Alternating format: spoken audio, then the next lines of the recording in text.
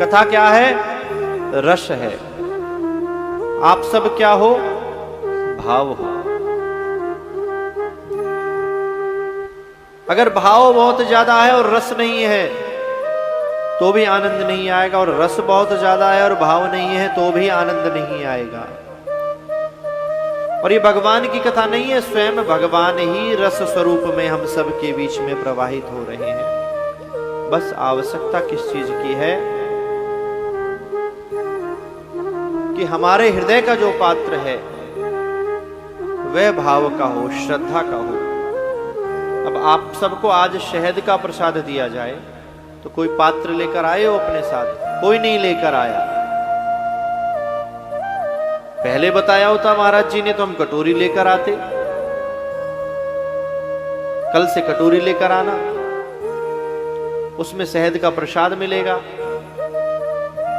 ले लिया, सेवन कर लिया, बहुत अच्छा लगा।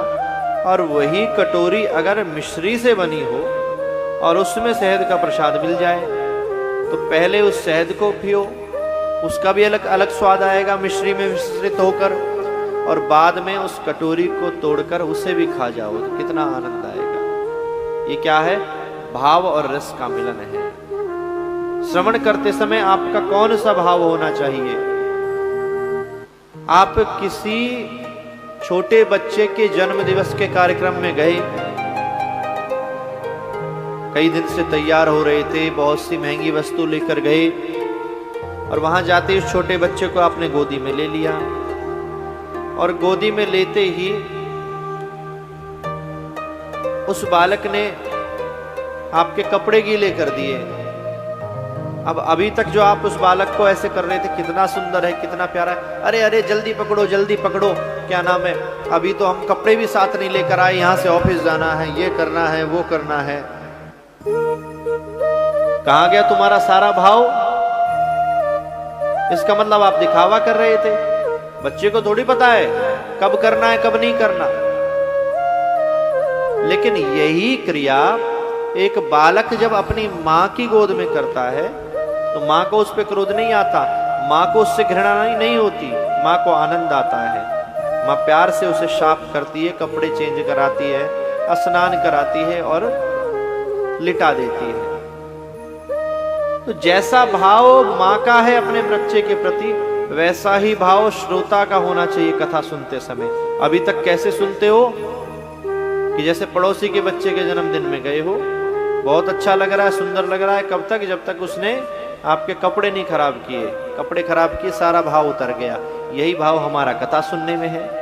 सुन रहे हैं, झूम रहे हैं, लेकिन आचरण में नहीं उतार रहे, स्वभाव में नहीं उतार रहे, कर्म में नहीं उतार रहे, तो कभी भी बदलाव होना संभव नहीं है। सबसे पहला कथा श्रवण करने में कौन सा भाव होना चाहिए आपका? सबसे पहले दास्य भाव होना चाहिए। इसलिए हमेशा व्यासपीठ ऊंची होती है और श्रोताओं का स्थान नीचा होता है। और व्यासपीठ पर भी सबसे ऊंचा स्थान भागवत जी का होता है, उसके बाद स्थान व्यास जी का होता है। क्यों? भागवत जी हमारे बराबर में भी रखी जा सकती हैं, ऊंचे आसन पर ही क्यों रखी जाती है? ताकि हमारा एक दास्य भाव इनके प्रति बना रहे कि ये हमारे स्वामी हैं, इसलिए हमसे ऊपर विराजमान है। और श्रोताओं का आसन वक्ता से नीचा क्यों होता है? कि एक दास्य भाव बना रहे कि कुछ तो श्रेष्ठता होगी जो ऊंचे सिंहासन पर बैठे हैं। अब अगर हम भी जमीन में बैठकर आपको यही कथा सुनाने लगे तो आपको रस नहीं आएगा, हमें भी नहीं आएगा, आपको भी नहीं रस आएगा। तो ये एक जो भी परंपरा है, एक भाव पैदा करने के लिए है कि ऊंचे आसन पर बैठकर ही हमें कोई कथा सुनाए तो उसका अलग आनंद है। यह है दास्य भाव।